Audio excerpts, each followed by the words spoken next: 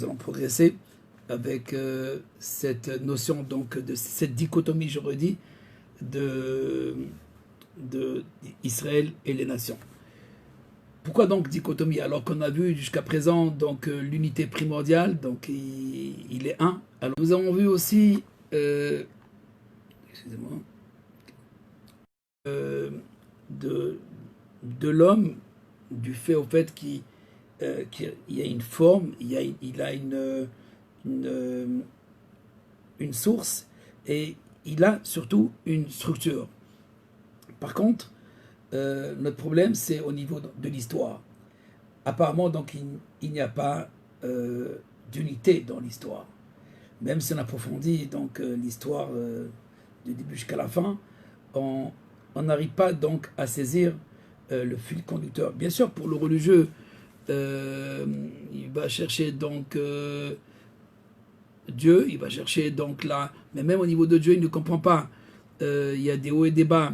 Est-ce qu'il y a justice? Est-ce qu'il n'y a pas de justice? Tout dépend de comment il définit Dieu. Donc de cette manière-là, il a un problème donc avec Dieu, c'est-à-dire soit au niveau de la justice, ou soit au niveau de la clémence, soit au niveau donc de l'amour. Alors où se trouvent donc ces attributs de Dieu? Et il y a donc une sorte de confusion pour comprendre l'histoire. Beaucoup ont écrit sur l'histoire et je retenir donc une idée donc de l'histoire, c'est la dialectique de l'histoire. Pour la majorité des philosophes qui suivent donc et qui suivent encore Hegel, il y a une tragédie de l'histoire. On peut parler donc de tragédie de l'histoire. Nous allons ce soir voir que le monde poursuit un tikkun. Le monde poursuit, l'histoire poursuit donc une réparation. Une réparation d'abord de l'esprit, de la pensée. Parce que c'est elle qu'il faut corriger. Bien entendu, les chefs d'État, les politiciens ou les hommes de la morale ou les grands penseurs essaient donc de conduire ou de donner une idée au niveau donc de notre comportement. On essaie de comprendre aussi le comportement des masses et d'essayer donc de trouver des solutions, et d'abord au sein même de son propre peuple et plus tard entre les nations, l'union, la paix, etc. De trouver une sorte de conciliation, et je veux dire le terme quand même, la paix, de trouver donc la paix entre les nations. Je peux dire que on peut dire que c'est cette notion de paix, c'est l'idole au fait de tous ces groupes, de ces grandes puissances qui parlent de paix, mais ça sonne creux. L'idée donc de la paix n'a rien à voir avec ce qu'ils proposent. En tout cas, avant de rentrer donc dans cette difficulté de comprendre notre histoire et de trouver des solutions à l'histoire des nations, il faut dire que jusqu'à présent, on a vu dans l'histoire surtout une tragédie, quelque chose qu'on ne contrôle pas. Alors qu'il y a une harmonie en cosmogonie, il y a une harmonie en physique, mais au niveau de l'histoire, on est très loin donc de trouver une harmonie. Si il n'y a pas la police, s'il n'y a pas les gouverneurs, s'il n'y a pas les grandes puissances, les forces, alors c'est l'anarchie totale, donc c'est le mélange et c'est le chaos. Tout ça, c'est apparemment donc comme si l'avenir du monde est remis à quelques chefs d'État, à quelques puissances, et eux décident plus ou moins si on sort dehors, si on sort avec un masque, ou si on reste à l'intérieur, ou si on peut sortir à l'extérieur, etc. Comme si la vie dépendait d'eux. Effectivement, la vie, apparemment, donc la vie dépend de leurs décisions, de ces chefs, que ce soit des chefs d'État ou des chefs des grandes armées ou des chefs de grandes puissances. Ils décident ce qui pensent être bon pour nous. Nous allons essayer de comprendre, en fait, je n'ai pas fait une lecture de l'histoire depuis le début de la Bible, c'est-à-dire avec la tour de Babel, cette réunion, cette première réunion des nations autour d'une volonté. Et quelle que soit cette volonté, on ne va pas la traiter ce soir, mais c'est surtout la réunion des peuples, la réunion donc des nations autour d'une table, autour donc d'une idée. Avant donc d'essayer donc de comprendre l'histoire, ou plutôt le sens de l'histoire, s'il y a un sens, nous avons vu jusqu'à présent, donc à partir de tout ce que nous avons vu depuis l'unité de Dieu, en passant par l'unité donc de la création, l'unité de l'humanité. Je parle au niveau ontologique, non pas dans les faits, de ce qu'on voit. Je parle au niveau donc des origines, au niveau donc de la nature première, telle qu'on la voit, telle qu'elle se présente à nous.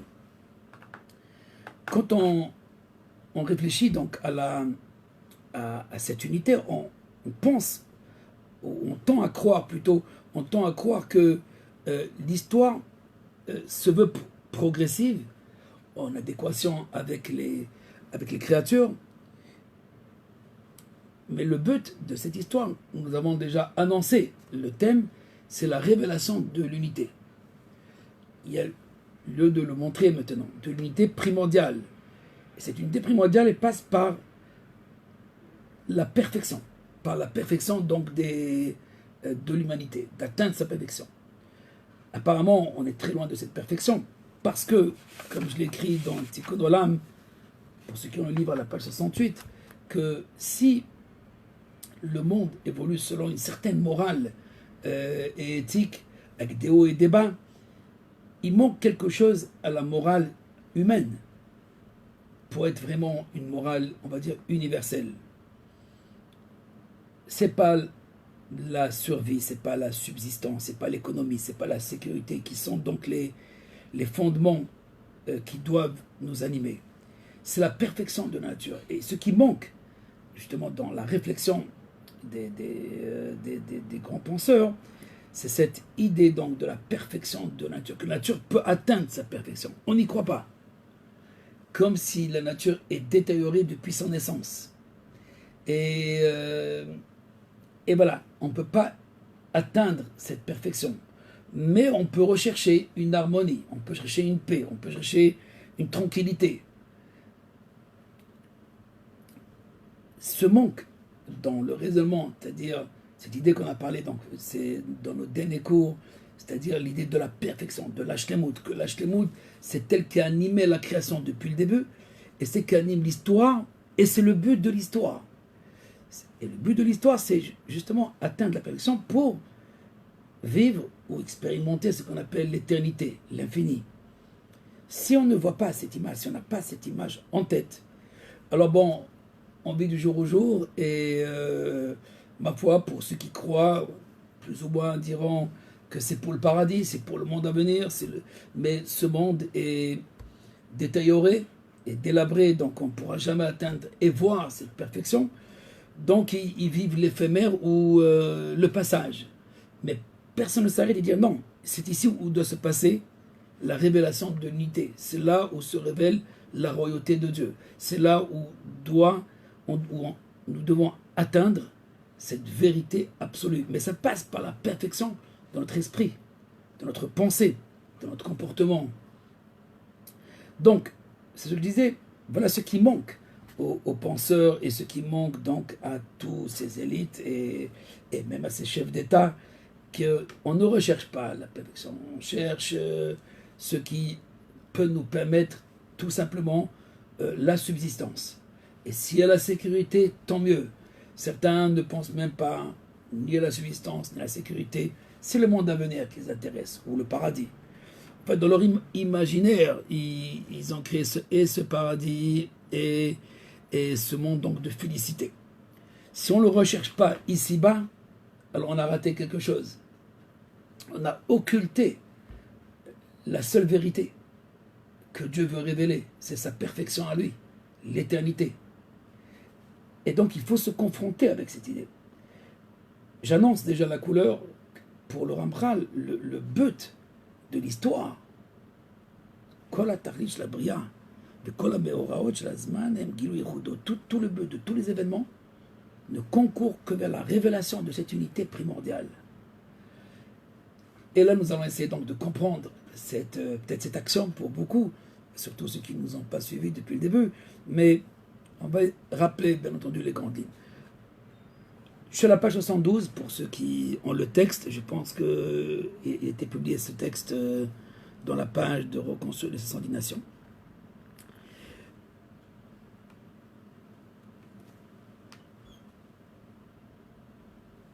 Comme je disais tout à l'heure, qu'il y a une certaine dichotomie dans l'histoire ou quelque chose qui nous a amené à rechercher la paix. Peut-être c'est la Deuxième Guerre mondiale avec 60 millions de morts, 60 millions de personnes qui ont été tuées pendant la Seconde Guerre mondiale, nous amène à croire qu'en fait on a failli à notre projet de subsistance.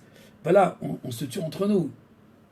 Bien entendu, depuis tout le temps, il y a eu des guerres, le plus fort gagne. Mais là, la Seconde Guerre mondiale, c'était en quelques années un grand nombre de morts. Et donc, le problème de l'homme, c'est qu'il recherche donc une vérité ou une solution seulement au moment où il est confronté à la mort, confronté donc à la fin. Parce qu'il y a cet instinct de vie qui le pousse donc à vouloir rester. Mais pourquoi? Il ne sait pas trop. Et donc, il veut vivre. C'est comme ça, il y a un instinct de vie. Mais la mort, la confrontation avec la mort, remet en cause, remet en question donc toute son existence. Il ne peut pas imaginer quelque chose après. Bon, en réalité, il n'y a pas besoin de chercher après, c'est chercher maintenant le sens de la vie. Parce que ceux qui recherchent en général le sens de la vie après la mort ont occulté aussi quelque chose, une vérité qui s'appelle la vie de ce monde-ci. Et c'est ce que je vais expliquer à partir donc de Megillat Esther, du rouleau d'Esther. Mais avant cela, il y a un élément que je voudrais donc éclaircir avec vous. C'est celui de cette culture du XXe siècle. Je suis à la page 113 pour ceux qui ont le livre. Et c'est une culture de paix, cette recherche donc de la paix. Après la guerre, bon, alors on va rechercher, l'organisation de l'ONU se réorganise, plusieurs groupes s'organisent pour rechercher donc la paix. La paix qui veut dire une harmonie d'abord entre les personnes qui forment le peuple et plus tard par les peuples. Voilà, on se rend compte qu'on n'est pas capable de trouver un dénominateur commun avec les hommes. Qu'est-ce qui les sépare? Il y a beaucoup de choses qui les séparent. Je ne suis pas d'accord de dire que c'est la religion qui nous sépare, qui nous distingue. Non, c'est la culture, tout simplement. La religion faisant partie donc de la culture de chaque peuple et l'imprégner de sa propre culture. Et de ses mentalités premières. Mais rechercher la paix, justement, après la guerre, après les grandes confrontations, après des millions de morts, quelle paix ou quel sens nous donnons à la paix? Au fait, les hommes recherchent ce qu'on appelle une trêve, s'arrêter un instant. Un peu comme chez les musulmans, il y a ce qu'on appelle la houdna. C'est-à-dire, au fait, il y a un arrêt. On arrête de se battre, on trouve un accord commun, et bon, plus tard on peut se disputer, mais pour le moment, mettons-nous d'accord qu'on arrête de se tuer. Mais en fait, c'est ce qu'on recherche, c'est ce que tout le monde recherche, c'est une trêve. C'est s'arrêter un instant et pour reprendre les mêmes bêtises, les mêmes erreurs. Regardez, même avec cette épidémie, alors il se passe quelque chose, mais au lieu de rechercher un sens ou prendre conscience de quelque chose, non. Ou que nos chefs d'État déclarent quelque chose de sérieux, de sage, non, on va chercher à quel moment ça s'arrête. Dès que ça s'arrête, alors on continue. Après on reprend. Ceux qui ont lu les prophètes connaissent bien ce que je dis, c'est-à-dire en fait, c'est le rebelote. Voilà, on s'arrange un instant avec Dieu, tout se passe bien, bon, il n'y a plus de punition, très bien, alors on revient à la charge avec les mêmes erreurs, etc. Et après, bon, on recommence. Et c'est comme ça, l'homme fonctionne de cette manière-là. Il y a des hauts et des bas, il considère la vie de cette manière-là, dans cette dualité. Il y a un moment pour rire, un moment pour pleurer. Un moment pour se réjouir, un moment pour pleurer, un moment pour vivre, un moment pour mourir. Et donc voilà, tout est défini de cette manière-là, une chose par son contraire. Un autre point que je voudrais, donc, au-delà de la paix, qui est en fait l'idole de ce XXe siècle, il y a aussi la démocratie. La démocratie, pour la majorité, cette voie que René Guénon appelait là, donc le règne de la quantité, le nombre, c'est lui qui décide. Selon le nombre, on va décider. Aussi bien le Premier ministre que les différentes parties. Donc tout est représenté par le nombre. Voilà donc les deux éléments que les Grecs nous ont légués. Et la démocratie et l'État-nation ou l'État souverain. Et voilà, l'État souverain s'arrangera, ou c'est un État valable s'il y a la paix, l'harmonie au sein même de ses ouailles, et plus tard avec les autres peuples. C'est ce que, d'ailleurs, animait pendant longtemps les grandes puissances, etc. Mais regardons, dans la Torah, il y a cette recherche déjà depuis le début. Dans l'Antiquité, alors on va dire que tous les hommes sont dans une croient en des dieux, un dieu ou des dieux. Pratiquement tous les peuples. Mais voilà, ils ont décidé que de qui vous parlez, de quel Dieu on parle. Nous allons le voir. Est-ce qu'il est capable? Ou qu'est-ce qu'il veut exactement? Et donc, sa première confrontation avec la tour de Babel. Et de là ont été formés les idiomes, c'est-à-dire les différentes mentalités. On peut dire que avec dans la tour de Babel, il y a deux aspects. Un aspect négatif, c'est celui donc de se confronter à l'origine des origines, sans trop savoir qu'est-ce que c'est. Aller au ciel et on va voir qui a le pouvoir, qui gouverne.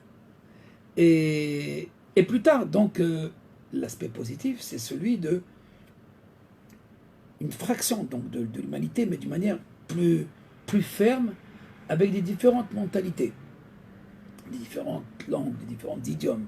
Chacun comprend à sa manière qu'est-ce que c'est un couteau.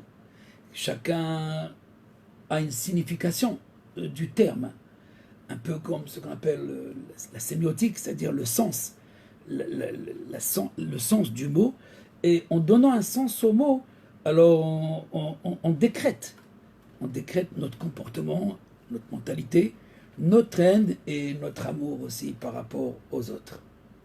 Mais voilà, Dieu a créé la zizanie en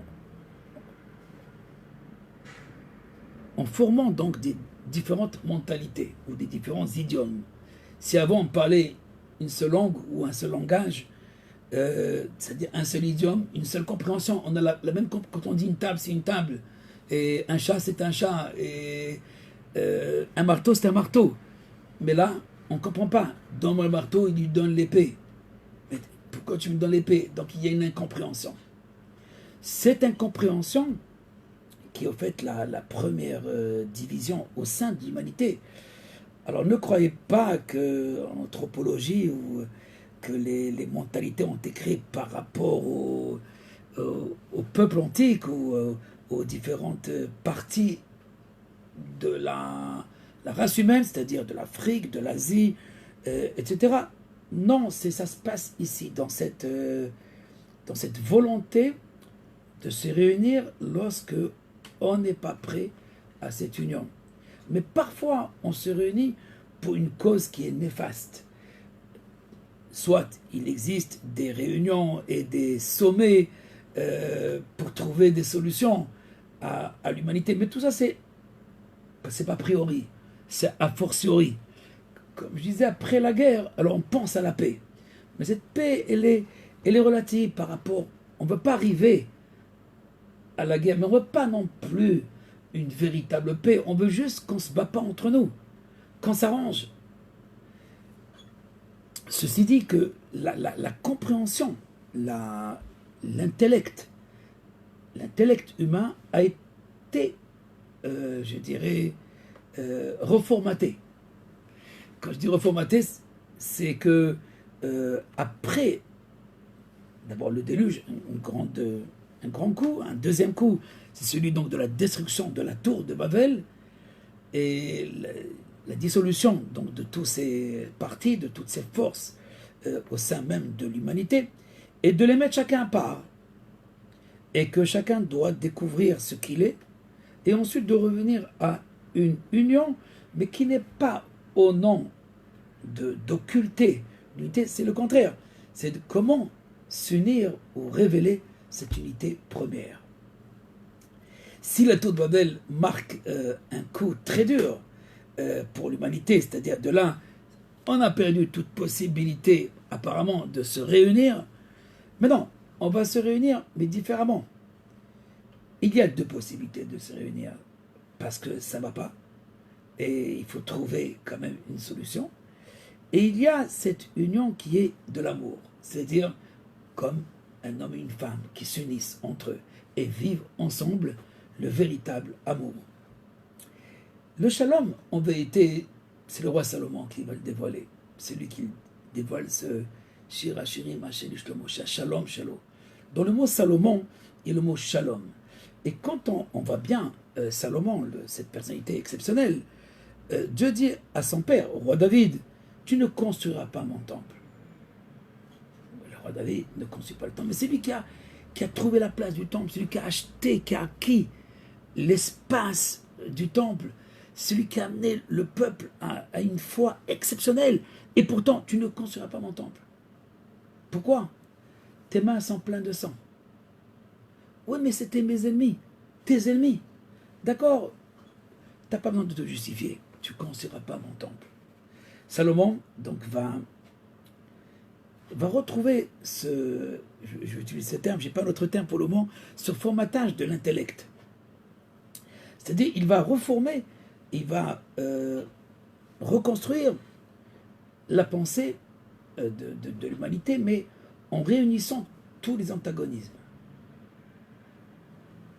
Et le roi Salomon, rappelons-le, nous l'avons déjà dit plusieurs fois, c'est lui qui va donc prier à Dieu, donc répond à l'étranger qui viendra ici dans ce temple et demander ta faveur dans lui ce qu'il a besoin, afin qu'il sache que c'est toi qui as demandé de se réunir, de construire ce temple et de prier, et de te prier à toi, de te connaître à toi. Donc réponds à l'étranger. Quand on dit l'étranger, c'est l'idolâtre, en général, à l'époque. Réponds à l'étranger, c'est-à-dire celui qui n'est pas dans cette foi de Dieu unique. On est à l'époque de Salomon. Et voilà que Salomon, lui, a un autre programme de la paix, un autre sens de la paix. Ce sens, c'est l'union. Et c'est ce que le Tikkun Olam explique.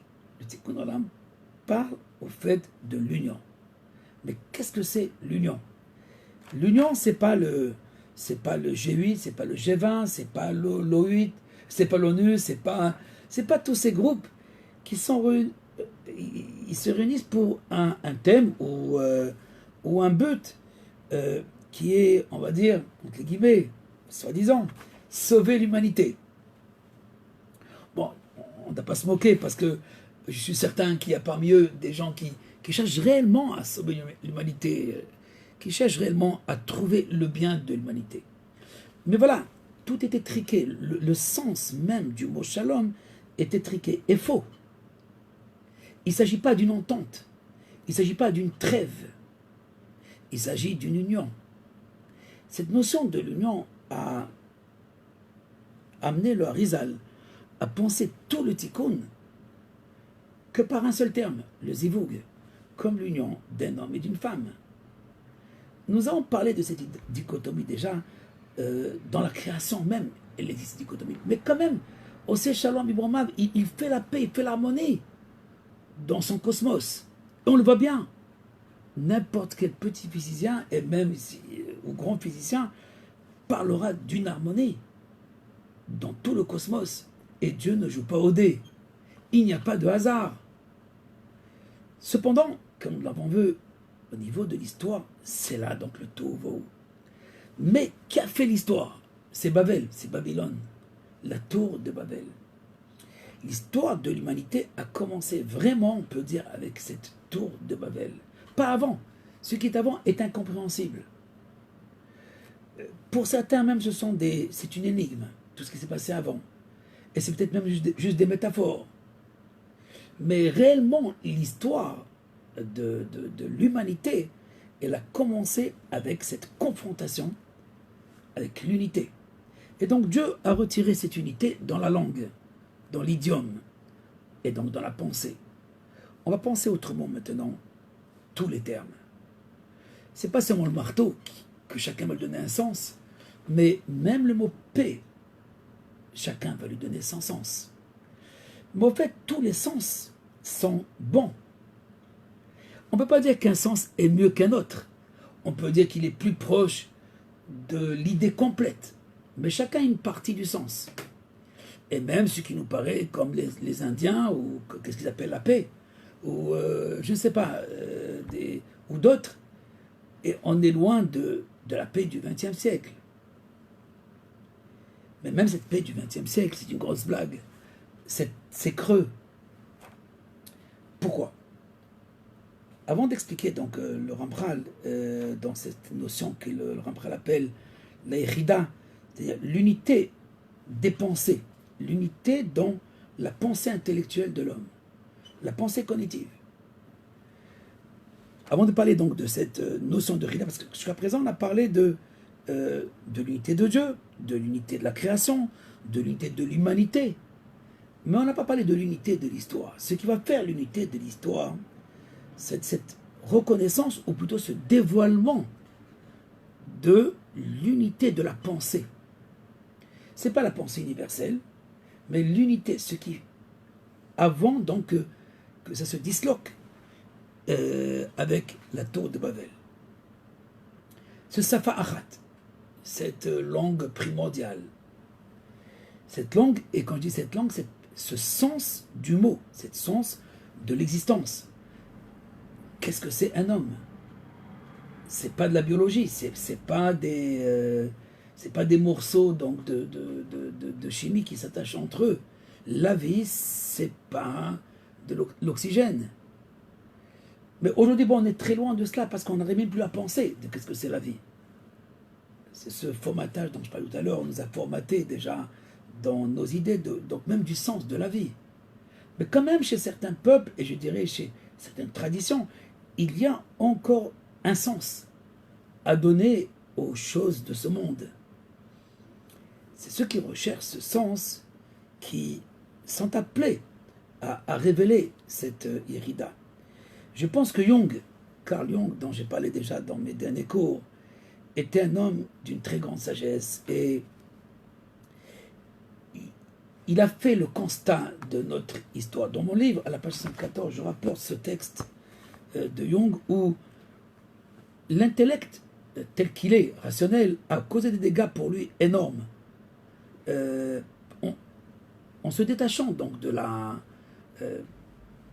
tradition authentique, en se détachant, donc en allant dans la voie donc, du progrès et dans une civilisation qui est, on va dire, la pensée moderne. Pour lui, la pensée moderne, elle induit l'homme dans le chaos. Parce qu'en fait, il ne va raisonner que par l'absurde ou par défaut. Jamais il va raisonner a priori. Qu'est-ce qu'on doit faire? C'est toujours par défaut ou a posteriori. Après que c'est passé, qu'est-ce que je dois faire?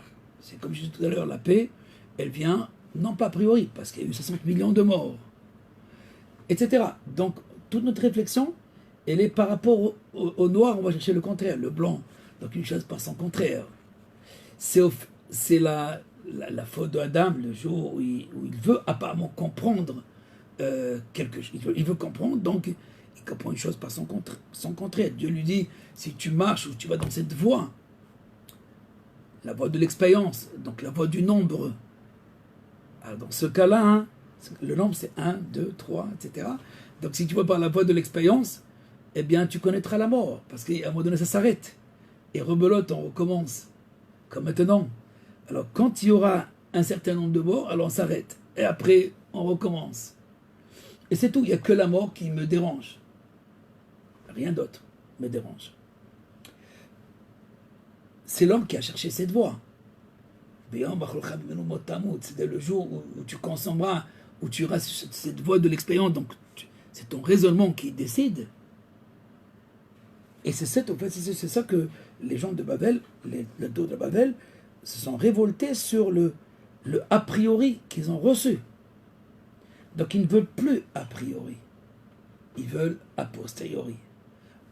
Après qu'on se casse, alors on changera d'avis. On cherchera quelque chose. On cherchera un sérum, on cherchera un vaccin, on cherchera, etc. Mais c'est le mal lui-même qui va m'induire. Et là, c'est l'homme qui va d'après le serpent. C'est le serpent qui me commande. C'est le serpent, le mal, la catastrophe, la tragédie de l'histoire, voilà Hegel.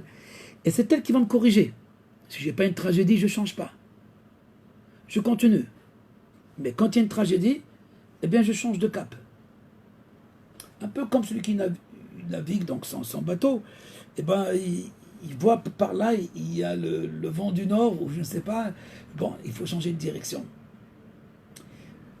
Ce changement de direction, si on marche de cette manière-là, alors on doit tout essayer, toutes les possibilités.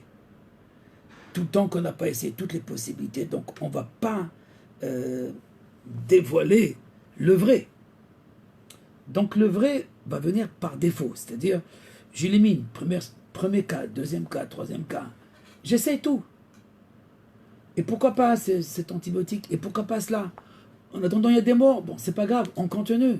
On trouvera bien une solution. Ce raisonnement par défaut, ça en fait, c'est occulter. C'est occulter continuellement la vérité. Occulter la cause première. Occulter la souveraineté de l'histoire.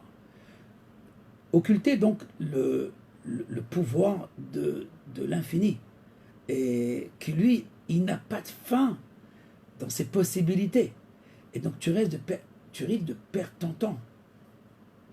Ce que l'homme, dit le Ramchal dans D'Advonot, ce que l'homme, le premier homme, Adam, n'a pas voulu accepter le premier jour de sa naissance, eh bien, il acceptera après tous les concours de l'histoire, après tous les événements, tous les enroulements de l'histoire.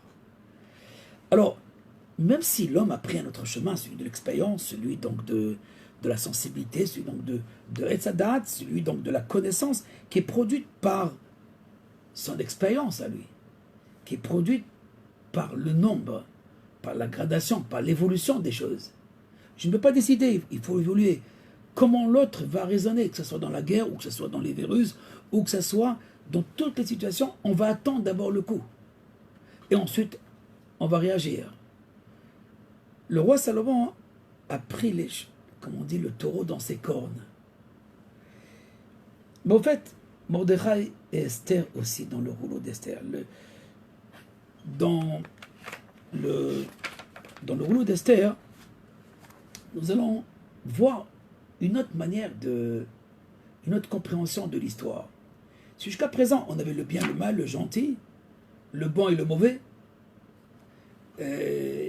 comme partout, hein, dans toute l'humanité, il y a le bon et le mauvais. Et toujours, bon, c'est comme dans tous les films, presque, le bon réussit à la fin de triompher. Mais là, on va considérer le mal, on va considérer le mauvais. Cette idée dont j'ai parlé pratiquement dans tous ces cours-là, où il y a lieu de considérer le mal et ne pas l'occulter. C'est ce que Jung parle de l'ombre. Il existe donc, non pas inconscient, un inconscient, un subconscient comme chez Freud, mais il va aller plus loin avec cette idée donc de ce qu'on appelle l'ombre. Une ombre. Cette ombre qui fait partie de la partie la plus basse de l'homme, on va l'appeler en hébreu, ou pour les traditionalistes, la klipa, l'écorce, ce qui m'obstrue quelque chose. On peut dire, même si je ne suis pas d'accord avec la psychanalyse en général, mais il y a quand même dans la psychanalyse, ou dans cette recherche du mental, comment l'homme raisonne, il y a une partie qui veut occulter, qui rejette tout le temps, qui ne veut pas entendre parler. mais chez tout le monde. Et cette partie, c'est elle qui va le sauver en vérité. C'est elle qui va l'élever. Et ce n'est pas seulement au niveau moral de confronter le mal, mais aussi de l'intégrer. Pour ceux qui ne connaissent pas l'histoire d'Esther, alors, et que nous allons essayer d'approfondir, bien sûr, au niveau de l'histoire d'Israël et les nations. Mais, en gros, l'histoire d'Esther fait que le mal, Aman organise tout. Il organise le festin, le changement radical d'Assuérus pour prendre une nouvelle femme, de tuer sa femme, une princesse, et de prendre une nouvelle femme. Donc c'est lui qui donne l'idée donc de choisir une nouvelle femme, et celui qui organise en fait toute la politique d'Achashverosh, et pourquoi pas de détruire le peuple d'Israël. L'idée qu'il y a un peuple qui dérange.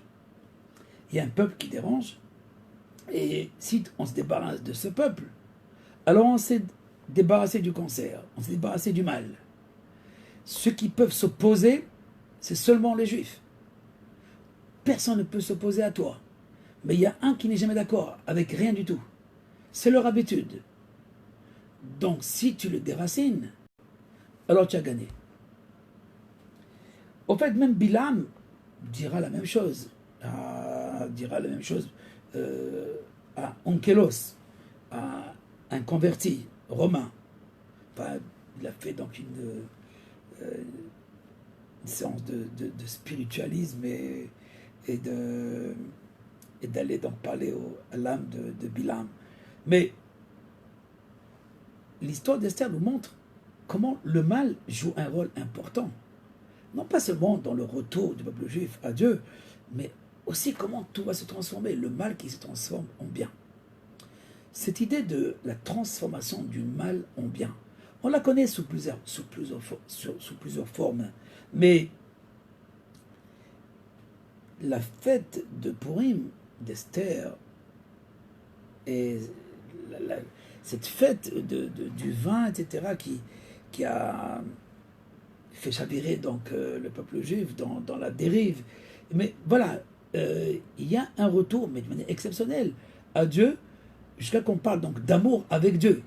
Alors que dans le mont Sinaï, on parle de crainte de Dieu, mais pas agréer et accepter Dieu comme un partenaire dans notre histoire, mais permanente, de tous les jours. Et c'est pas seulement parce qu'il te sauve, c'est beaucoup plus profond que cela. C'est épouser cette pensée où le mal, en revenant à sa place, si on le met à sa place, il redevient bien.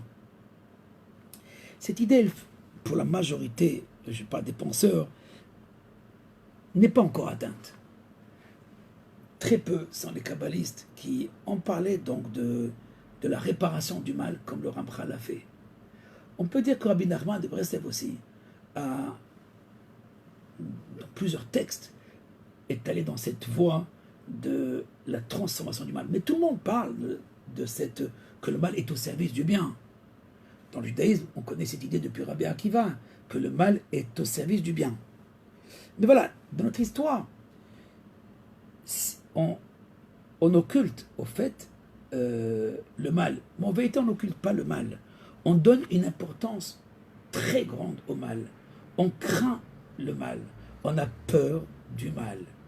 On n'a pas peur de Dieu. C'est vrai que le mal nous amène vers Dieu. Mais on ne le craint pas, au fait. On craint l'enfer, pour certains.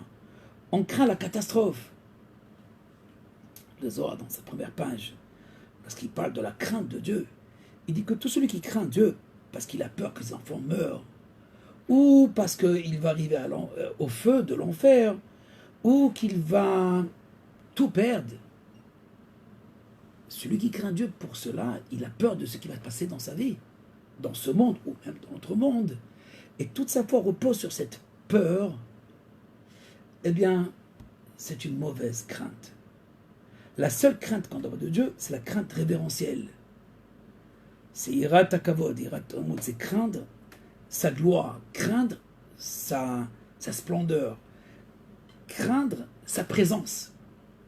Tu ne fais pas telle action, telle autre action, non pas parce que tu as peur de ce qui peut t'arriver au jugement futur ou présent, mais tu le fais par respect à la gloire qui règne présentement. Celui qui n'a pas cette crainte, il est loin de la crainte, de la véritable crainte. Et c'est une mauvaise crainte. Et peut-être qu'il amène à rien du tout, peut-être qu'il amène au contraire de ce que la foi authentique exige de nous, de s'attacher à lui. La mauvaise crainte peut nous trahir et donner à cette force, le Satan, c'est lui qui gouverne, c'est le Satan qui fait, c'est le Satan, c'est le mal. Et donc, tout notre comportement est par rapport à cela. Esther, ou plutôt Mordechai d'abord, ensuite Esther, lui il ne craint pas le Hitler de l'époque, il ne craint pas le Haman, il ne craint pas le Amalek. Dès que tu as peur, tu as perdu la guerre déjà. Une des lois d'ailleurs dans le Deutéronome à propos de la guerre, si tu vas en guerre, alors le Cohen, le grand prêtre, doit passer pour les réconforter et leur dire, celui qui a peur, eh bien il sort du groupe, qui retourne chez lui. Pourquoi? Mais tout le monde a peur de mourir. Oui, tout le monde a peur de mourir, mais il n'y a pas lieu de considérer la mort comme une fatalité. Et si tu dois mourir, eh bien c'est sa volonté aussi que tu as fini ton travail. Mais au fait, il ne veut pas la mort. Dieu ne cherche pas a priori la mort. Et tu ne dois pas considérer la mort et ne pas venir pour construire ta vie. Il ne faut pas qu'on construise sur la négation de la vie.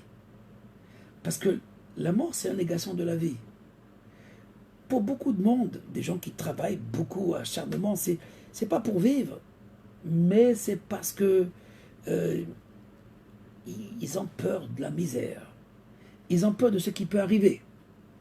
Et tout leur calcul, c'est par rapport à des choses qui sont donc incertaines. Ils vivent consciemment dans cette incertitude. Et leur vie, c'est juste une négation, ne pas mourir. Jusqu'au moment où la mort est là. Et il n'y a plus de choix. Mordechai, c'est celui donc face à Aman. Aman, c'est le Nachash. Le Nachash, il dit, moi je ne viens pas te tuer. Viens avec moi. Prosterne-toi à moi, c'est tout. Soumets-toi à moi. Et dans ce cas-là, tu vivras. C'est tout ce que je demande. Donc se soumettre à l'expérience ou à tout ce que les hommes ont créé, c'est se soumettre au Nachash. Maintenant, je m'explique tout de suite. La pensée de l'homme est en progression, continuellement. Je ne dois pas m'arrêter à Einstein, ni à Galilée, ni à Newton. D'abord Galilée, ensuite Newton, ensuite Einstein ou d'autres.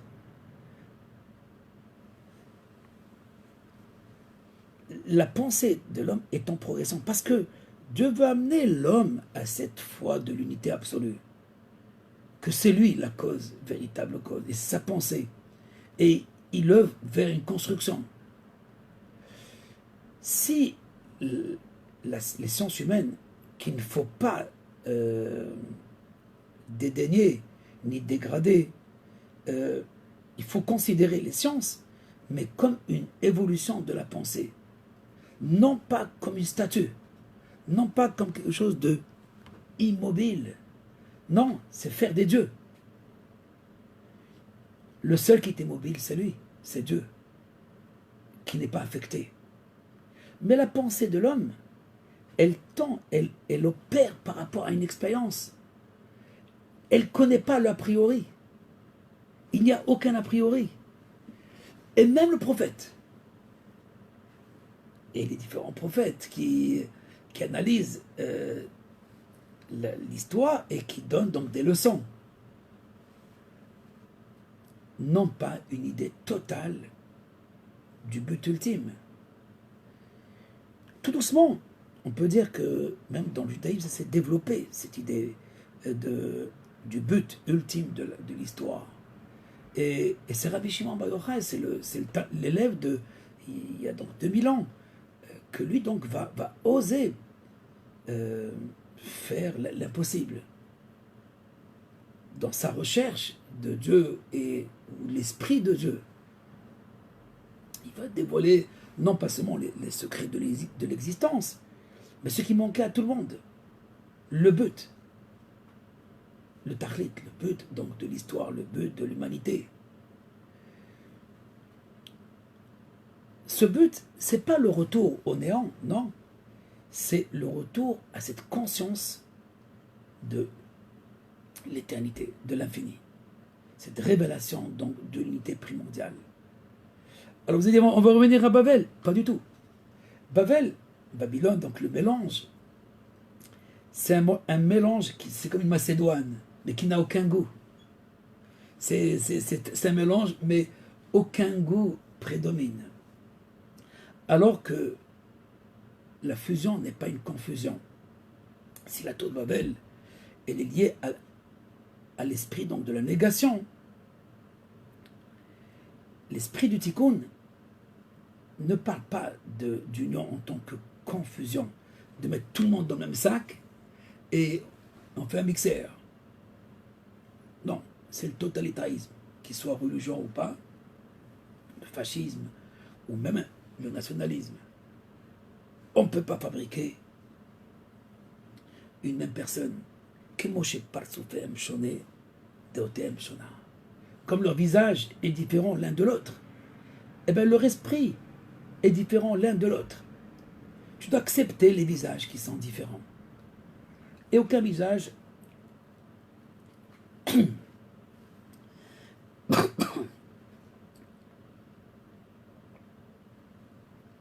aucun visage donc ne ressemble à l'autre. De même, l'esprit de chacun est différent. Et il a une spécificité, aussi bien dans son origine que dans sa destinée, c'est-à-dire dans son but à accomplir. C'est pour ça que les explorateurs ne voulaient pas, comme à l'époque du désert, ne voulaient pas donc que le peuple d'Israël monte dans la terre d'Israël et former un peuple comme tous les peuples. Non. Et si les distinctions dans le désert étaient de 12 tribus, et chaque tribu est différente l'une de l'autre, il est vrai que le grand prêtre portait dans son pectoral, c'est-à-dire dans ce rocher, portait les 12 pierres, est fondamental et que chaque pierre exprime bien une identité.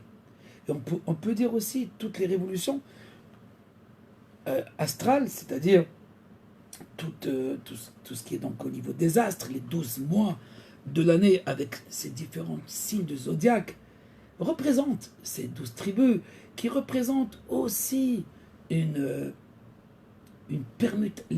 différentes permutations du nom du tétragramme.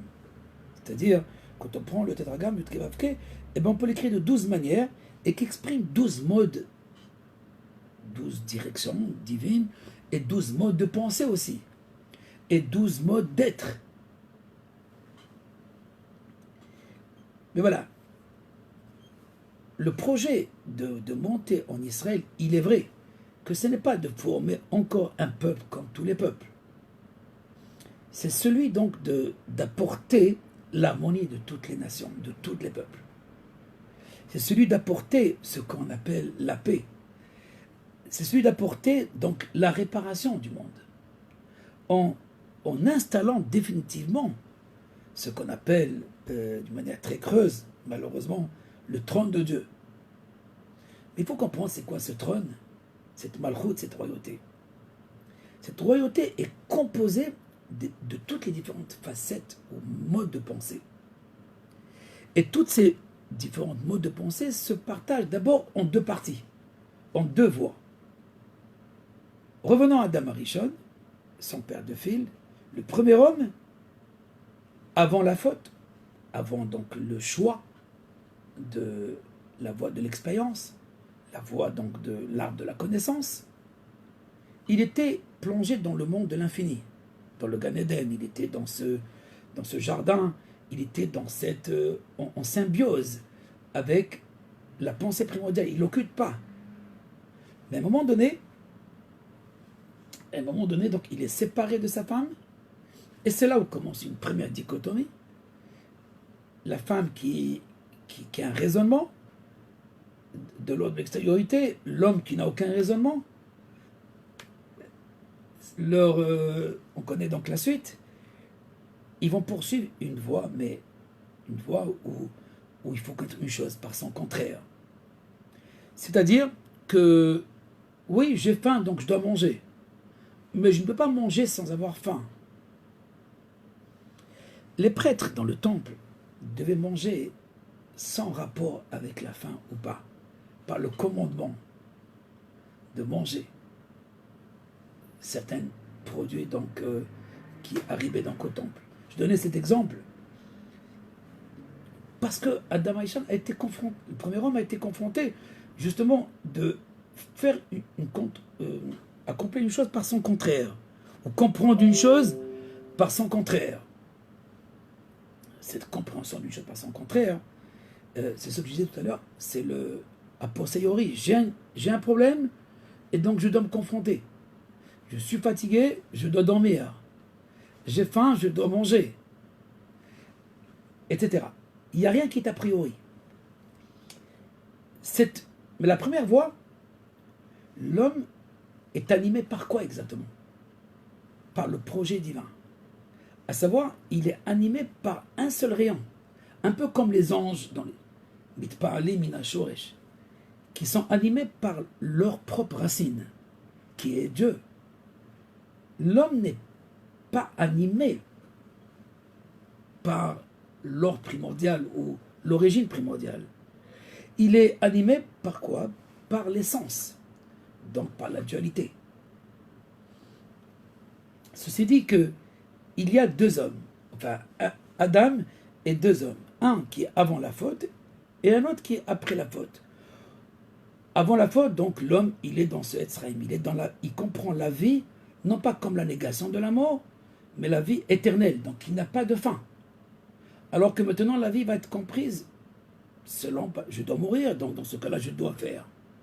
Je dois construire une famille, je dois prendre une hypothèque, je dois faire une maison chacun, donc c'est différents programmes.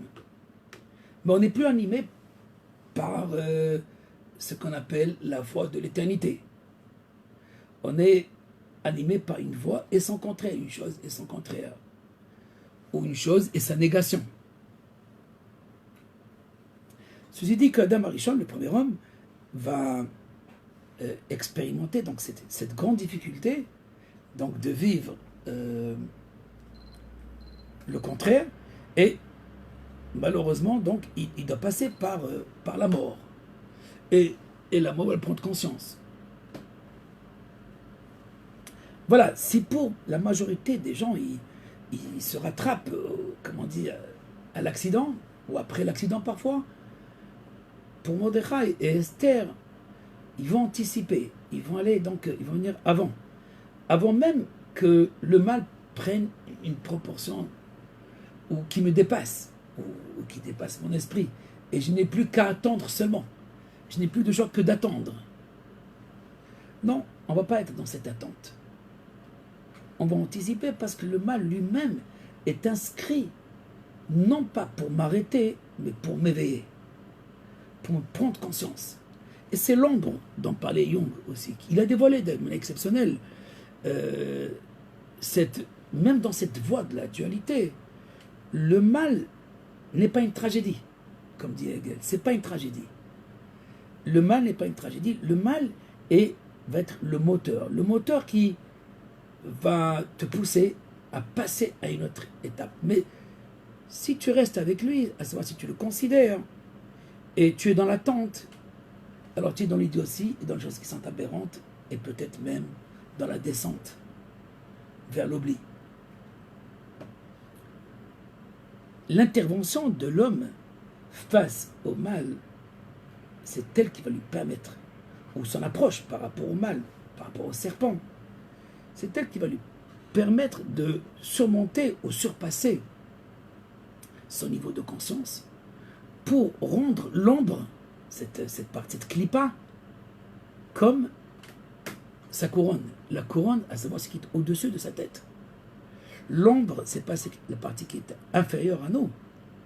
Non, l'ombre, c'est ce qu'on a occulté.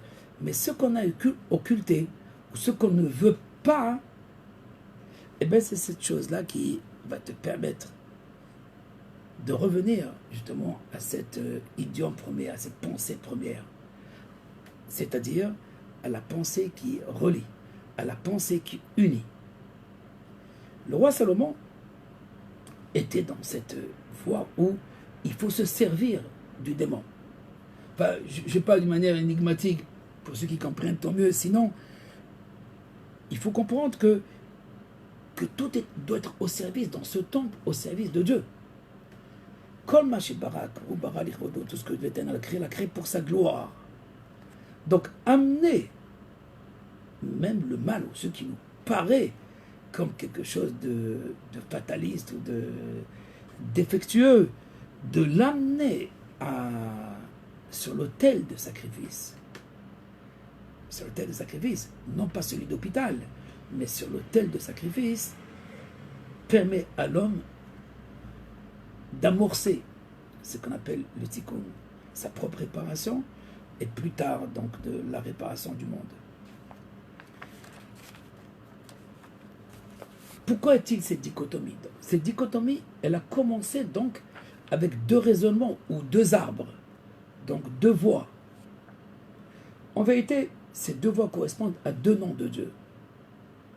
Le premier, c'est Etzraïm, donc la vie éternelle, correspond à Yud Kevav, qui est au tétragramme, qui correspond à la permanence.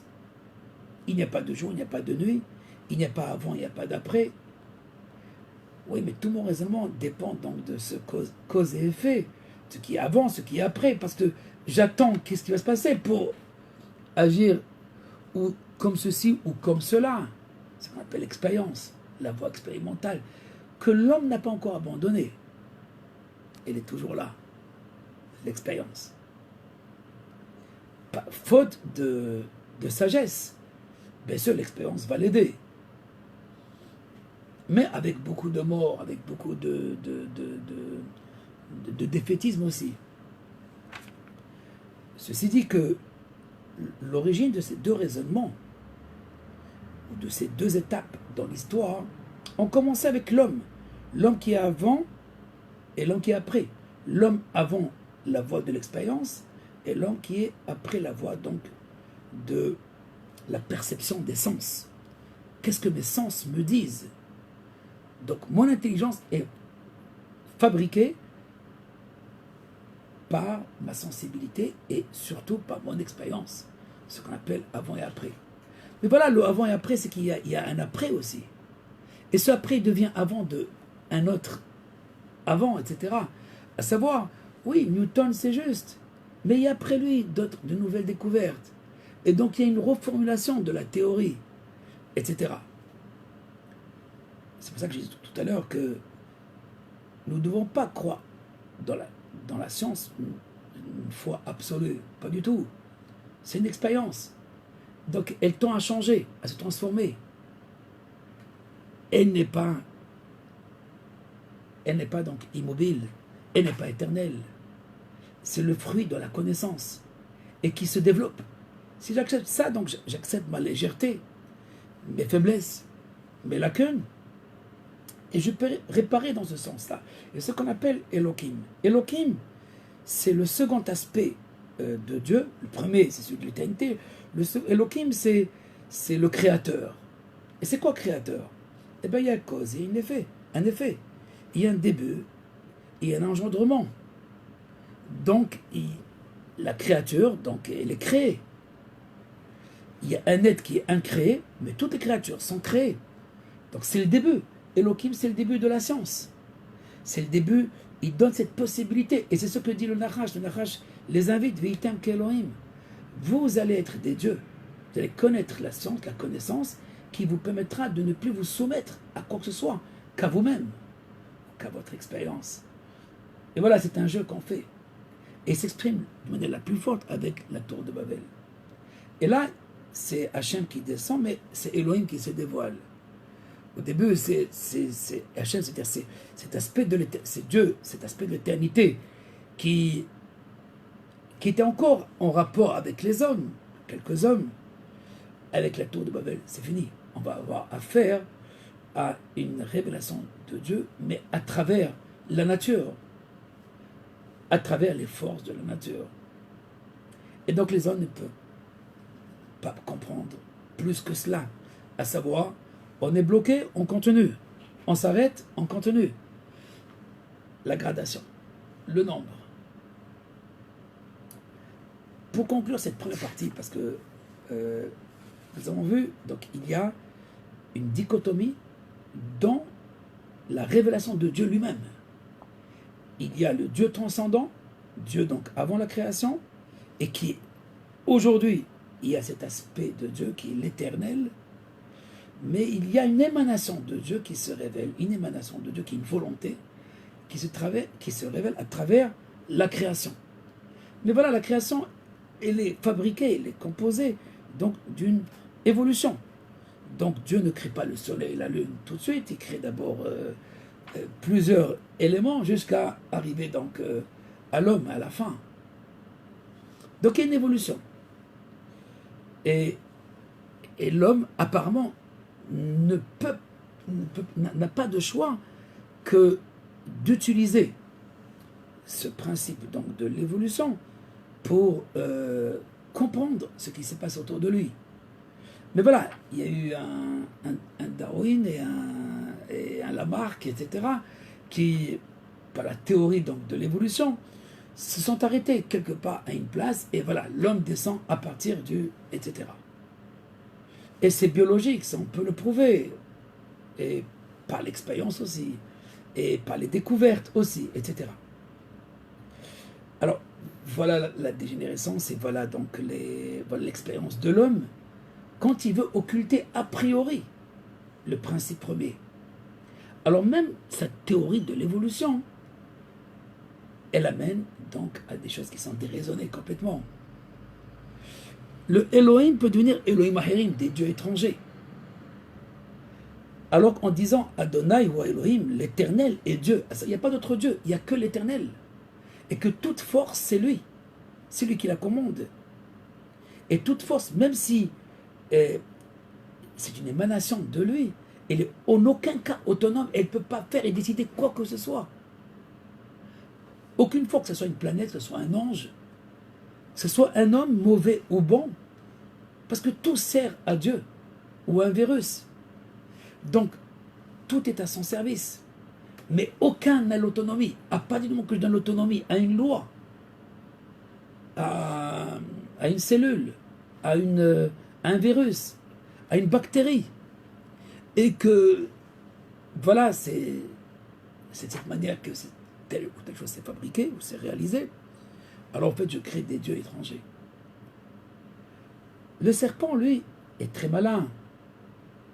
Il n'éloigne pas de l'homme de Dieu, il éloigne l'homme de l'unité. Il l'amène donc au paganisme, il l'amène donc à la pluralité, il amène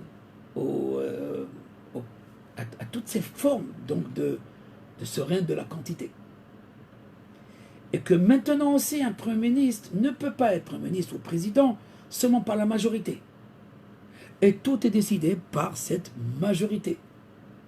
Et donc comme si la majorité a toujours raison, elle représente cette vérité. Que ce soit à l'ONU ou sauf pour certains États qui sont encore des dictateurs et qui veulent le droit de veto.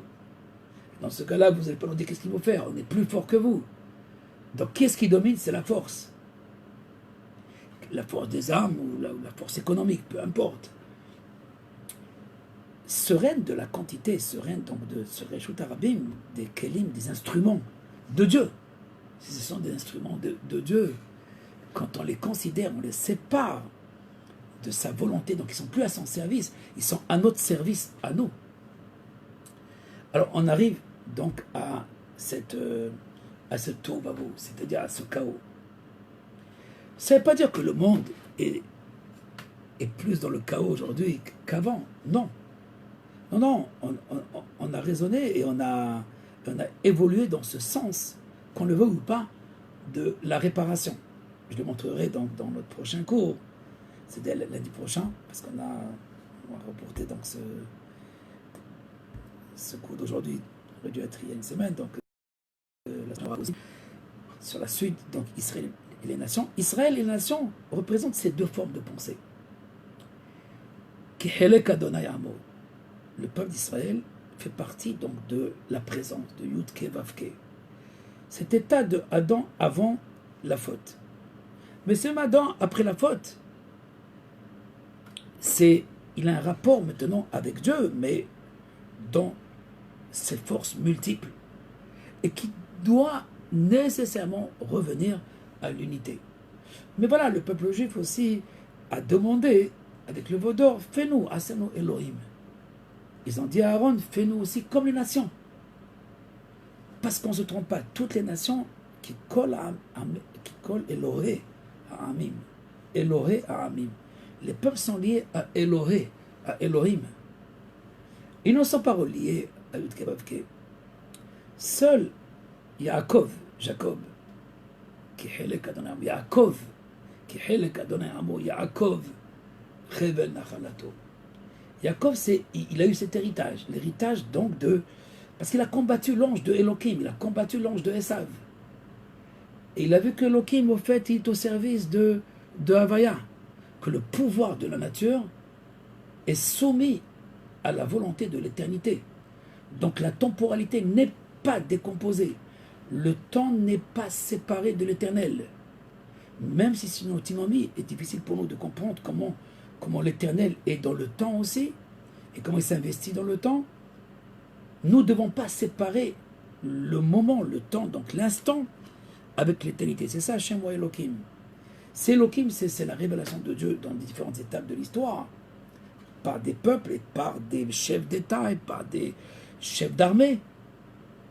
Parce que les chefs sont appelés Elohim dans la Torah. Begisho Adonav Ela Elohim ou la Mezouza. Approcher donc l'esclave à Elohim, c'est l'approcher donc au tribunal, au juge. En tous les cas, le terme Elohim est utilisé pour signifier le pouvoir. Le pouvoir chez les hommes. Ce n'est pas le pouvoir absolu. C'est le pouvoir. C'est le roi, etc. Nous verrons, Hachem, cette deuxième partie d'Israël et les nations. Mais il faut intégrer déjà tout ce que nous venons de voir maintenant. Ces deux notions donc de Havaya et Elohim, et aussi toutes les ramifications de ces forces de la nature, et en particulier donc le serpent et la ruse. Mais en aucun cas, cette ruse doit déformer notre raisonnement et de transformer l'histoire en une tragédie. Et la vie comme doit être supportée. C'est le fait. Et nous devons que attendre. Tout ça, c'est le fatalisme qui procède même du raisonnement de l'intellect humain.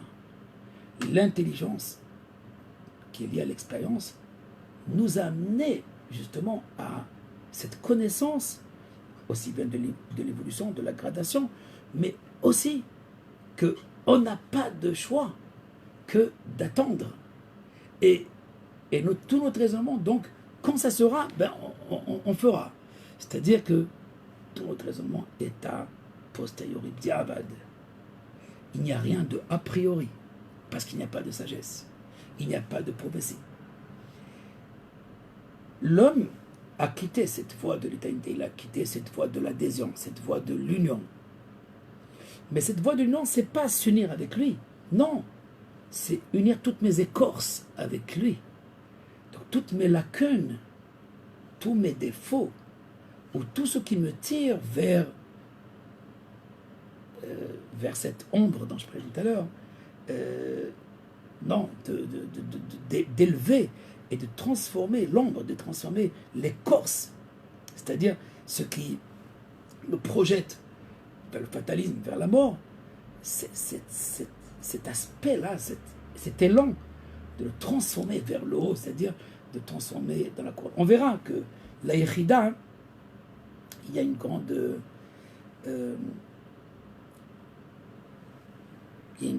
relation entre, d'une part, la Yechida, c'est-à-dire cette unification de toutes les pensées de l'homme et la première pensée, donc a priori. C'est-à-dire, en fait, après tout notre raisonnement de a posteriori, etc., nous allons arriver à cette sagesse qui, voilà, mais c'était ce que je proposais. C'est-à-dire ce que le Ramchal explique dans Da'at, ce que l'homme ne voulait pas recevoir, Adam ne voulait pas recevoir le premier jour de son expérience, le premier jour de la vie, il va le recevoir le dernier jour de sa vie. À savoir ce qu'il ne voulait pas accepter au début, que sa vie dépend de cette union avec l'éternité, et non pas avec l'aléatoire, et non pas de ce qui va survenir, ce qui va surgir, et donc ce qui m'échappe, et de ce qu'on appelle la cause et effet aussi, et que je une cause, et je pense que je détiens la cause, alors que après que j'ai vu ce qui passait, je veux comprendre que c'était juste ce que j'appelais cause, c'était un effet, c'était pas une cause. Seule la voie donc de Havaya, donc de la présence permanente, et non pas de Elohim, cette voie donc de la présence permanente, donc de cette voie de Etzraïm, va permettre à l'homme de se désommettre, de sortir de cette Égypte, de se sortir donc de toutes ces lois de la nature. Mais voilà, c'est l'un ou l'autre, non. Il y a lieu d'intégrer toute la science, toute la connaissance de l'homme. Et c'est là la différence entre la Kabbalah et Jung et tout ce que j'ai rapporté avant, et même René Guénon. Parce qu'il n'y a pas lieu d'occulter. Cette partie-là, il y a ce qu'on appelle chez le Ramchal, ou dans la Kabbalah, cette transformation du mal en bien. Cette transformation du mal, c'est que le mal, il n'y a pas de mal ontologique. Il n'existe pas. C'est juste un élan, au lieu d'aller tout droit, d'aller donc vers la voie droite, Orar Meshar, il va aller dans cette voie de la gradation, donc de l'évolution, de l'attente. Il y a le Gan Eden après, et le paradis, ou l'enfer, donc fais attention. Donc je n'analyse plus ma vie par rapport à au présent. Il n'y a pas de présent, il y a juste un avenir qui m'échappe et que personne ne connaît. Alors que Havaya, quel est le tétragramme, dans l'éternité, il y a un présent, et juste un présent. Voilà donc pour la première partie, et n'oublie pas donc la tour de Babel, d'une part, et la deuxième histoire que nous avons vue, c'est le rouleau d'Esther. Ces deux histoires donc, sont très importants. Ces deux points sont très importants, ça va être nos axes pour comprendre maintenant, dans le prochain cours, Israël et les nations. Voilà donc pour aujourd'hui. Je vous laisse quelques minutes pour poser des questions, mais de rester dans le cadre du sujet dont j'ai parlé. Il ne faut pas y aller donc plus loin de ce que... S'il y a donc juste un éclairage à ajouter, je le ferai. Bonjour. Bonjour. Bonsoir. Je suis Elisabeth Castoriano. Oui. J'ai quand même du mal à saisir la notion que tu as dit Elohim, qui ce serait aussi des hommes. Ça je trouve ça très curieux. Que veut dire Elohim? On va dire un souverain. Un roi, il est souverain. Il peut tuer un juge, peut décider la mort à l'époque, n'est-ce pas? Aujourd'hui aussi aux États-Unis, dans certains États. Donc il peut décider la vie ou la mort. Si quelqu'un peut décider, comme un chef d'État aujourd'hui, il décide si vous allez mourir ou pas, restez chez vous ou sortez dehors. Donc, à Dieu. Non, c'est pas Dieu. Elohim ne veut pas dire Dieu. Et pourquoi dans la Bible, Elohim est Hashamayim et Haaretz? Oui, parce que on ne parle pas de Dieu, on parle du pouvoir de Dieu. On parle du pouvoir de Dieu, donc de la volonté divine de la création. Elohim n'exprime que la volonté créatrice et non pas l'éternité. Il y a plusieurs aspects de la volonté de Dieu. Un des aspects, c'est celui donc de créateur. Et créateur veut dire cause et effet. Et donc c'est limité quand même. Si on l'appelle par homonymie, donc on appelle tout cela Dieu, mais ce n'est pas, encore une fois, même le mot Dieu, c'est un mot grec. Et donc si on veut rester fidèle à la Bible, donc on n'a pas de terme. Dieu, il n'existe pas. Mais encore une fois, on est d'accord, on s'entend sur l'idée, le pouvoir souverain. Mais pour nous, pourquoi nous disons donc Hachem ou Elohim? C'est quoi cette déclaration de la foi? Adonai ou Elohim? Shema Israël, Adonai ou Adonai. Nous avons expliqué qu'en fait, ce Dieu transcendant, c'est-à-dire qui est avant, enfin cet aspect de Dieu, parce qu'il y a un seul Dieu, il n'y a pas deux, il n'y a pas trois, il n'y en a pas 10, mais cet aspect de Dieu qui est éternel, qui était avant, Kadmon, Lechol, Kedomim, c'est ancien. Cette présence qui est éternelle, qui était toujours là, et qui est la seule qui existe en vérité, eh bien, elle a créé, mais en créant, elle se limite. Dans certaines limites, dans ce qu'on appelle les lois de la nature.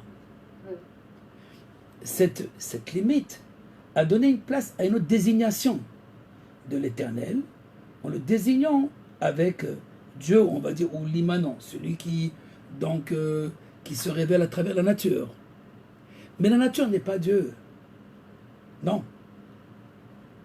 Dieu reste transcendant quand même, mais il s'exprime continuellement à travers toutes les créatures et tous les événements. Et rien ne lui échappe.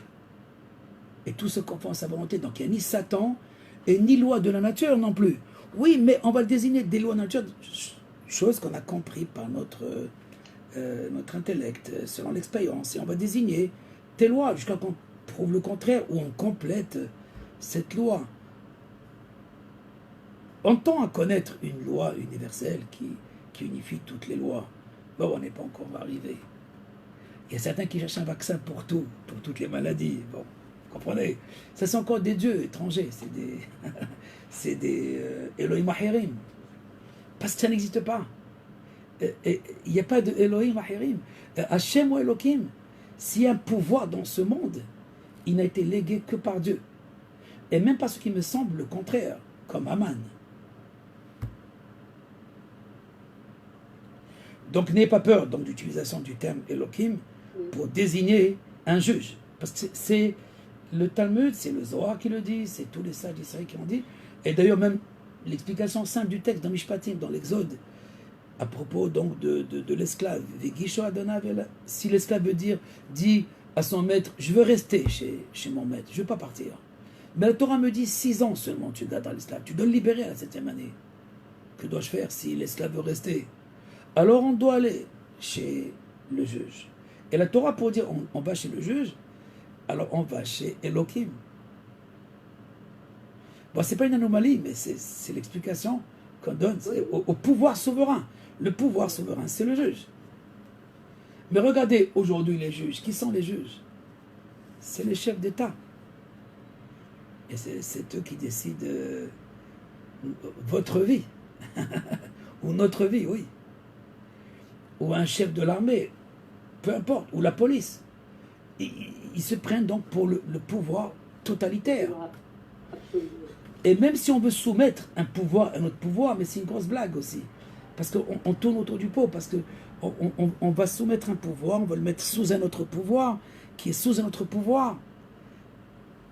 Mais c'est qui le pouvoir? C'est la morale, c'est l'éthique, c'est le juge. Et il juge par rapport à quoi?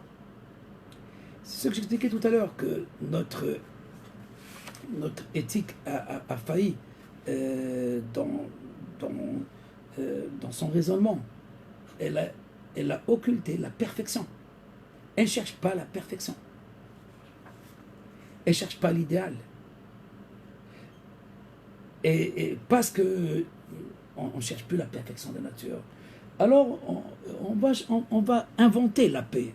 On va inventer l'harmonie. On va donner d'autres termes, d'autres significations. n'y a que le roi Salomon qui est allé selon cette sagesse-là. On doit voir en termes de tikkun, le roi Salomon. Israël et les nations, c'est Salomon, c'est le roi Salomon. Et parce que ces sens sont deux modes de pensée. Bon, je ne vais pas aller à ma conclusion, sinon alors il n'y a pas de cours la semaine prochaine. Voilà. J'ai une remarque grave sur le roi Salomon. Oui, vas-y, Elie, non, vas-y.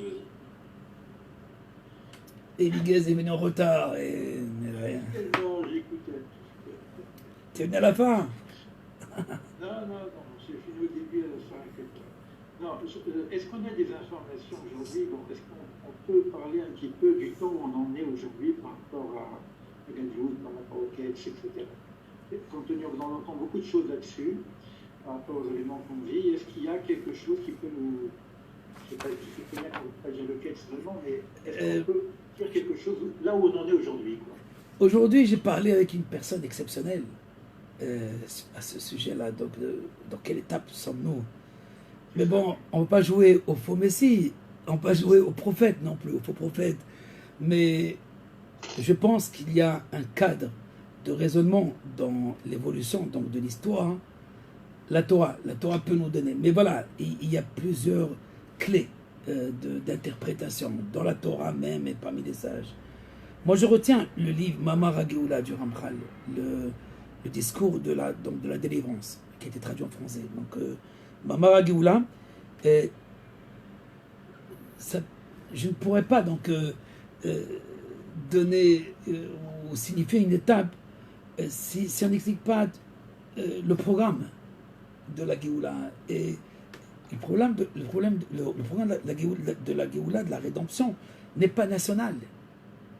Il n'est pas universel seulement, il est cosmologique aussi. Et il est aussi divin, l'homme et Dieu, Dieu et l'homme. Donc, dans ce beau programme, ce qu'on appelle la délivrance d'Israël d'abord et des nations ensuite, nous sommes dans une confrontation avec les grands penseurs, les grandes pensées. Je dirais le politique, non pas les philosophes. Les philosophes sont terminés après Hegel et Heidegger et tout ça, c'est terminé, c'est fini. Il n'y a plus donc réellement... Bon, on essaye de patauger, de raisonner un petit peu. Je parle de la voie occidentale, n'est-ce pas, dans le moderne. Le vrai, on va dire, le serpent aujourd'hui, ou le Amalek, c'est les chefs d'État. C'est le raisonnement des présidents, le raisonnement des... Bon, je voulais pas le dire trop, mais mais voilà, tu m'as sorti. C'était avec une personne aujourd'hui d'ailleurs, exceptionnelle, avec qui je discutais sur ça. Le roi Salomon, c'était un chef d'État. On dirait... Attends, mais c'est pas politique comme aujourd'hui, c'est pas la République de Platon. Parce que il est vrai que la majorité, même les Chinois, ne sont plus dans la tradition, donc les traditions orientales. C'est l'Occident, c'est la Grèce, c'est Rome. Il y a une Gemara dans la Sechet Avodah Zarah pour te montrer que, effectivement, le roi Salomon donnait l'impression qu'il était comme tout le monde. Et tous les rois l'aimaient. Mais il a séduit tout le monde. Hein. Pas les femmes seulement. Hein.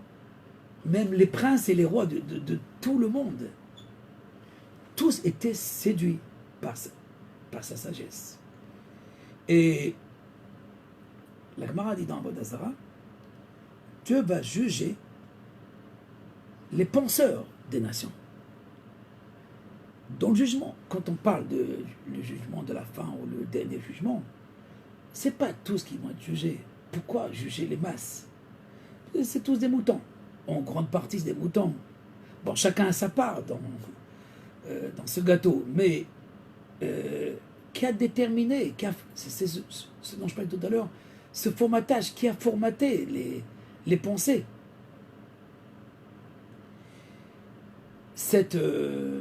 Ce raisonnement de la masse et cette déviation même de la masse du peuple Regardez ce que Moïse dit à Aaron. Moïse ne vient pas dire quel peuple et qu'il soit, etc. Non, il dit à Aaron, qu'est-ce qui t'a fait ce peuple pour l'avoir dévergondé? Qui perao Aaron, tu as dévergondé ce peuple. Moi j'ai dévergondé, moi. Oui, parce que c'est toi qui leur as donné l'autorisation. Donc, regardez Saül. Saül, lui, le roi Saül, le peuple dit, pourquoi allons-nous détruire tout ce bétail, toute cette viande, toute cette chair, pourquoi donc?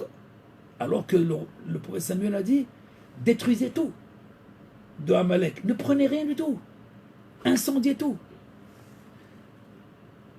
Et Saül a écouté le peuple.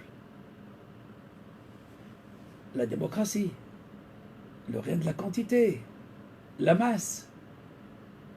Shilton Akelim, c'est le règne des vases. On est bouleversé par la masse, on est bouleversé par la force, par le pouvoir du peuple. Non, le peuple, il cherche un sage. Mais je pense qu'aujourd'hui, pour répondre à Léo, et je termine avec ça, le peuple va dégoûter ses représentants. Et lorsqu'ils dégoûteront leurs représentants, alors ils vont rechercher une sagesse, ils vont rechercher les hommes de la connaissance, les hommes de la sagesse.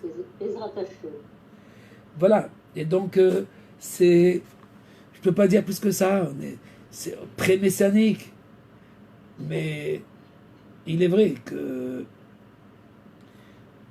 c'est pas toutes les monarchies qui sont bonnes et les rois qui ne sont pas les meilleurs dans leur raisonnement.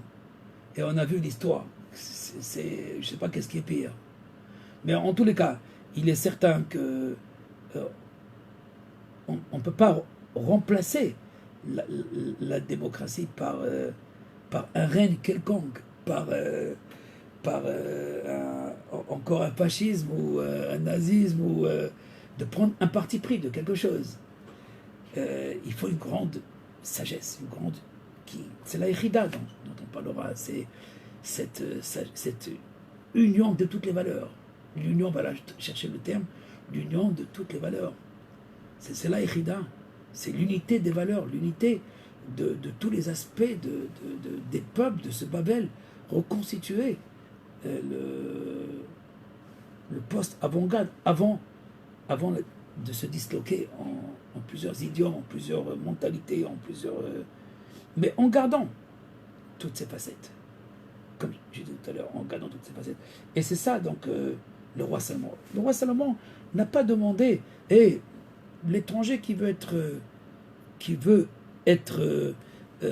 avoir des solutions à ses problèmes, il doit d'abord se prosterner et accepter... non, Dieu répond à l'étranger qui vient te demander.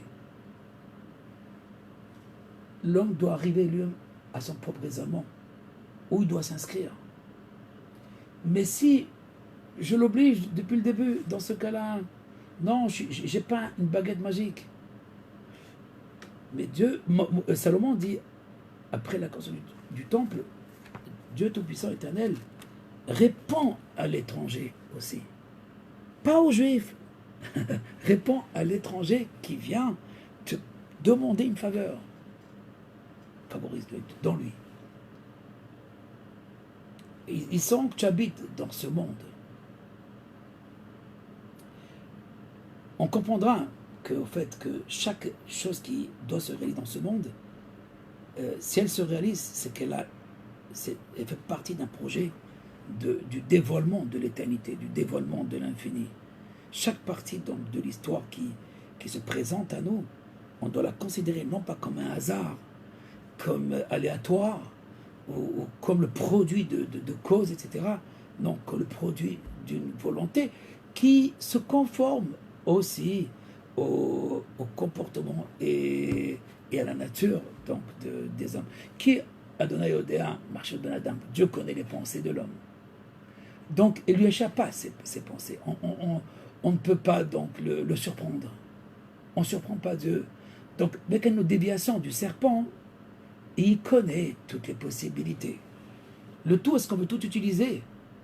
Ou savoir dire, oui, là je me conforme, là je m'attache à cette voie donc, de l'éternité. Sinon, alors j'ai besoin encore d'une autre étape de gradation, d'évolution, pour atteindre donc, ce dévoilement. Bon, quand on aura tout utilisé, ben, toutes les cartes sont là. Et c'est un raisonnement par l'absurde. Encore une fois, c'est le raisonnement qui est a posteriori. Heureux ceux qui acceptent maintenant, a priori, Dieu. Non pas par rapport au coup, non pas comme un sauveur. Non. Comme un sauveur, c'est a posteriori. Je suis en mal et j'attends qu'il me sauve. C'est pas une bonne définition de l'éternel. Peut-être du Seigneur, oui, mais pas de l'éternel. Parce que Dieu, Moshiach, il sauve, oui, quand il veut, quand ça est partie de son programme. Et si cette étape mérite l'enjeu, c'est-à-dire mérite de passer, fait passer l'humanité à une autre, à l'étape supérieure dans la conscience et l'acceptation de la souveraineté de Dieu. Allez-y, Franck, vous êtes le dernier. Je voulais savoir en fait, par rapport à l'union et aux zivougs, apparemment ce serait la complémentarité des opposés qui ferait naître l'unité ou c'est... Alors, vous avez anticipé à mon prochain cours, vous avez lu la dernière partie du livre, c'est le zivoug, c'est effectivement c'est l'union des contraires. L'union des contraires. Et l'union des contraires, c'est pas parce que tu te unis à moi parce que tu as besoin de moi. La lune, elle a besoin du soleil, elle s'unit à lui. Parce que sinon, elle n'a pas recevoir sa lumière. Mais c'est un raisonnement, c'est après coup, après qu'est-ce qui a été réduite. Mais il y a un mariage de raison et mariage d'amour. Le mariage de raison, c'est on accepte le pouvoir supérieur parce qu'on n'a pas de choix, sinon on est écrasé. On va accepter le dollar ou on n'a pas de choix, ou l'euro. Mais le tikkun, c'est l'union. En comprenant que l'autre, qui est apparemment petit, n'est pas tellement petit, parce que c'est lui le plus grand en vérité. Katon nedatira ba'amim. Je t'ai rendu petit parmi toutes les nations. En parlant du peuple juif. Katon, le prophète dit, à propos du peuple juif, je t'ai rendu petit. Yaakov qui katon. Yaakov, tu vas être le deuxième. Ce ne sera pas l'aîné. Yosef aussi aurait dû venir en premier lieu. Non, tu arriveras après plusieurs enfants, tu ne seras pas le premier. Et pourtant, c'est celui-là qu'on n'a pas compris. C'est David, c'est le petit David. Et lui, c'est pas lui le roi, non. Samuel se pose des questions, c'est pas le roi. En vérité, c'est tout le peuple d'Israël est considéré de cette manière-là. C'est celui qui n'arrive pas à s'intégrer parce que apparemment on ne le veut pas. Mais c'est celui que tu dois intégrer pour t'affranchir.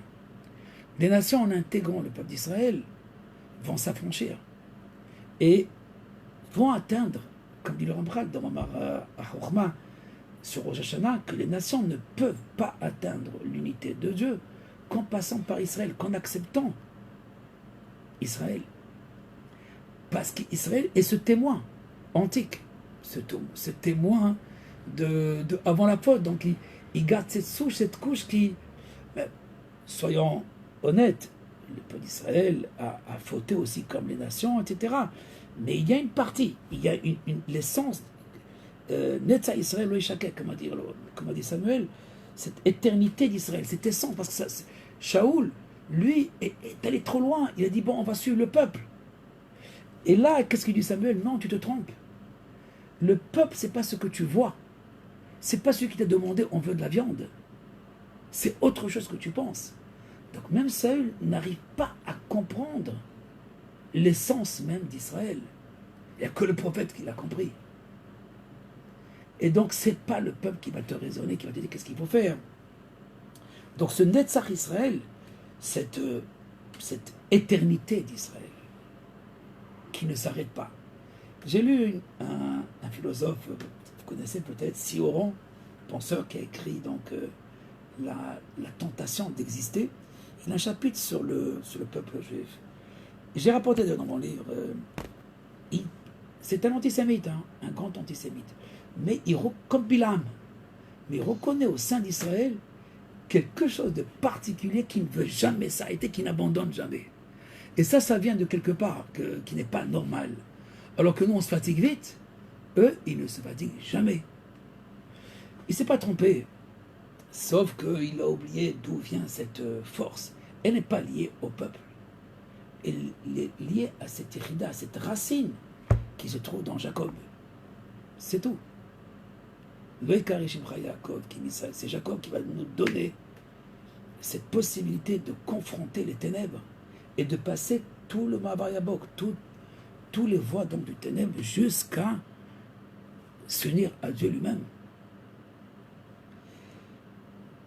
Attendons donc notre prochain cours pour conclure sur Israël et les nations. On va encore approfondir cette dichotomie de Havaya et Elohim, Israël et les nations, et on va voir donc d'autres aspects de cette dichotomie qui se traduisent dans une terminologie. Ce sera lundi prochain. Voilà. Le 8 juin, même heure, même Très endroit. Et après, on reprendra le cycle bimensuel. Très bien. Ok. Donc, bonne soirée.